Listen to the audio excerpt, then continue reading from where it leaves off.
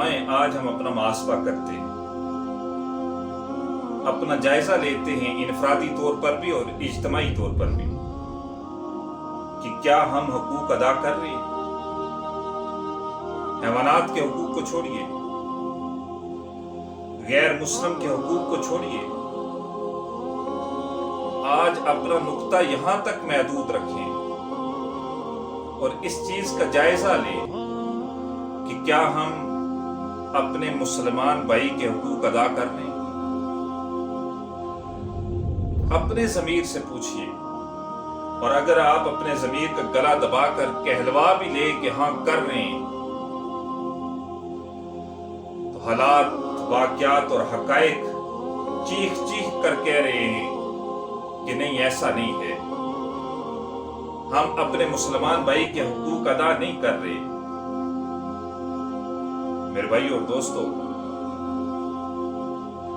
آقا کریم نبی رحمت صلی اللہ علیہ وآلہ وسلم نے تو ہمیں ایک دیوار سے تشبیہ دی ہے کہ جس طرح دیوار کی اینٹیں آپس میں مل کر باہم مل کر ایک دوسرے کو مضبوط کرتی ہیں، اسی طرح مسلمان بھی ایک دوسرے کے دکھ درد میں شریک ہوتا ہے۔ اور آقا کریم نبی رحمت صلی اللہ علیہ وآلہ وسلم نے فرمایا کہ مسلمان ایک جسم کی مانند ہے کہ اگر جسم کے کسی ایک حصے کو تکلیف ہوتی ہے، جسم کے کسی ایک عضو کو تکلیف ہوتی ہے، تو سارا جسم اس تکلیف کو محسوس کرتا ہے، اس تکلیف میں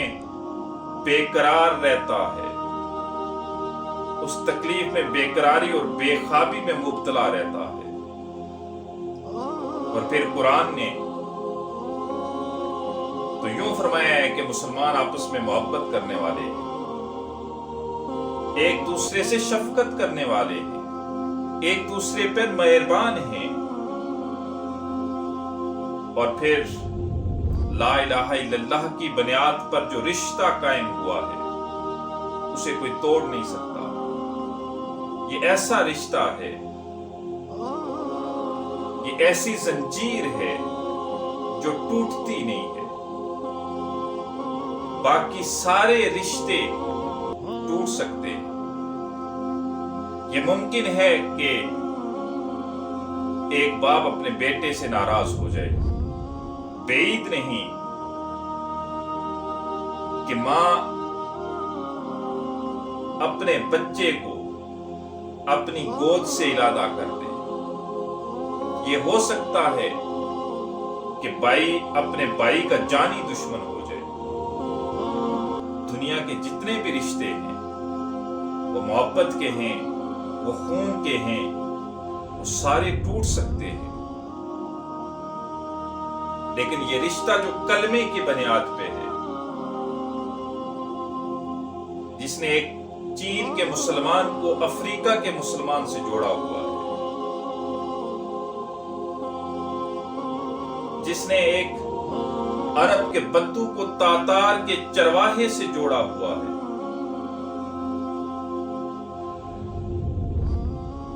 یہ ایسا رشتہ ہے جو کبھی ٹوٹتا نہیں، جس نے ایک ہندوستان کے 9 مسلم کو عرب کے صحیح نسب قریشی سے جوڑا ہوا ہے۔